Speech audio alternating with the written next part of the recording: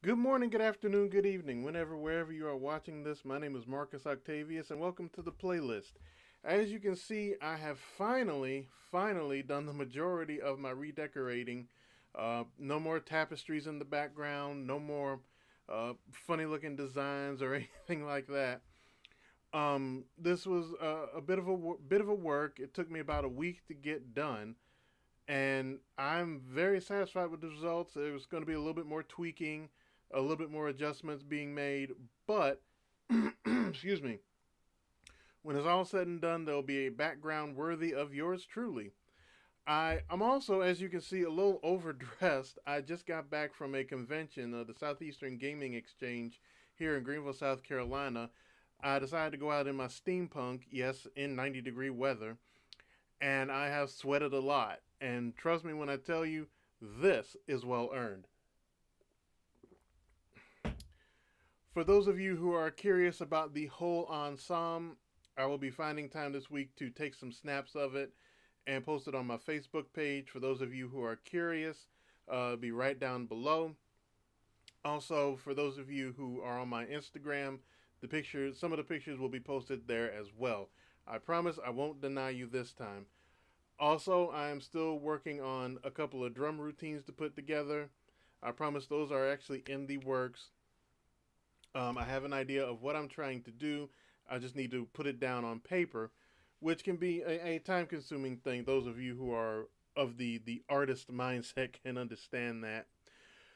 But there's a lot of things going on. People are coming back out. People are still doing things. As a matter of fact, when this is done, I am actually on my way to go see a friend of mine perform at a local venue here.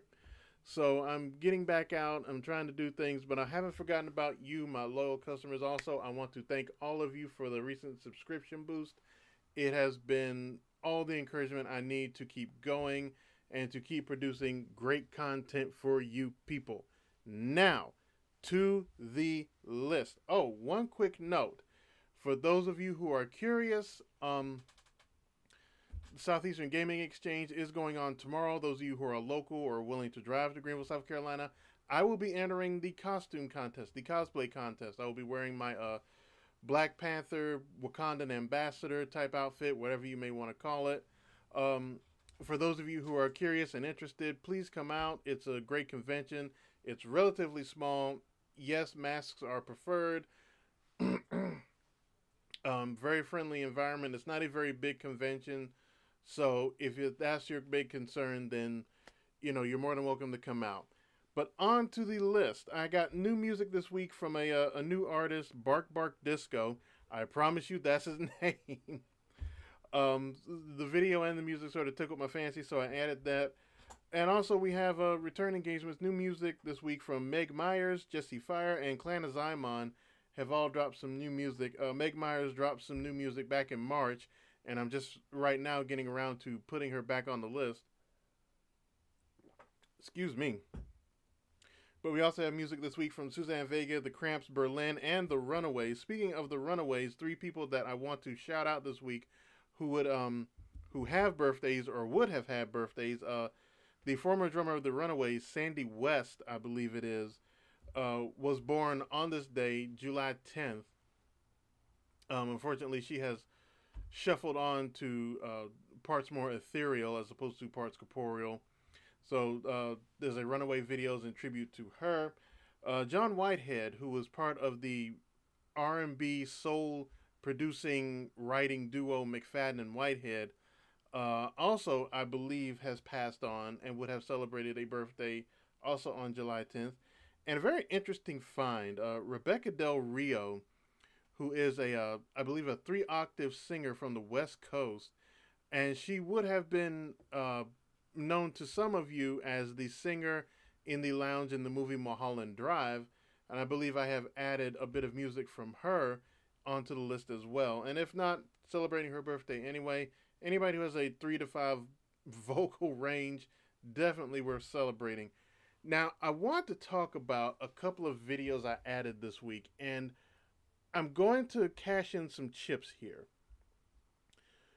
I know that I have tried very hard to deliver what I consider to be some of the best in alternative music and some of the best uh, unique sort of mainstream artists and or music that I can find.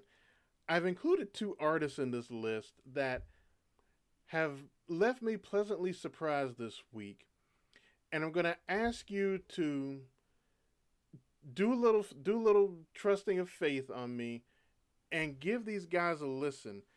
I actually have new music this week from David Hasselhoff and Donny Osmond. Please don't turn off your computer yet.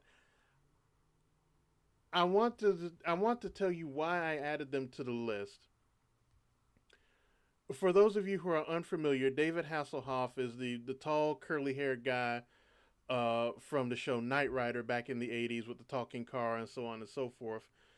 He did have a career in Europe, to be fair, specifically in Germany. It's not exactly what I would call knocking down the doors musically. It is what it is. If you want to find music from him, from his German phase, by all means, go ahead and do it. It didn't tickle my fancy. He actually does a cover of The Passenger that I have to say is actually pretty good. I saw it pop up on my YouTube feed, and I saw it was David Hasselhoff, and I had a knee-jerk reaction, like a lot of people did, and I said, you know what? Let me give this a listen, because one particular DJ who I listen to on Twitch, who is even more violently anti-Hoff than I am, in a way, not only endorsed the cover, but played it on one of his streams. And I gave it a listen, and it actually sounds pretty good.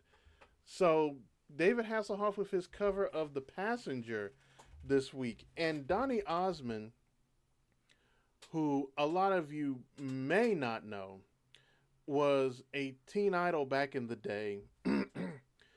Sort of, I guess you could say an opposite number to Michael Jackson with a lot less controversy. What basically happened with Donny Osmond is that obviously his career didn't go the way of Michael's, but very few people have. He used to sing in a group with his brothers, the Osmonds, and they were doing the teen idol thing. And then in like the 70s and 80s, they sort of broke off and did their own thing and decided to venture into country music. He had a sister, Marie Osmond, who also broke off into country music, had a number of top 10 hits on the country charts, so on and so forth. And by Donny Osmond's own admittance, he respected his siblings for that road, but it was a road he could not go down.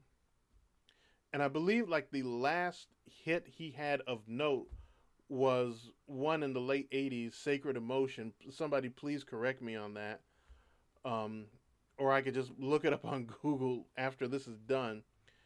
And he's released a new song himself, and I have to say it doesn't sound half bad either. It's not quite, in my opinion, up to snuff with what the Hoff has done, but it's worth noting.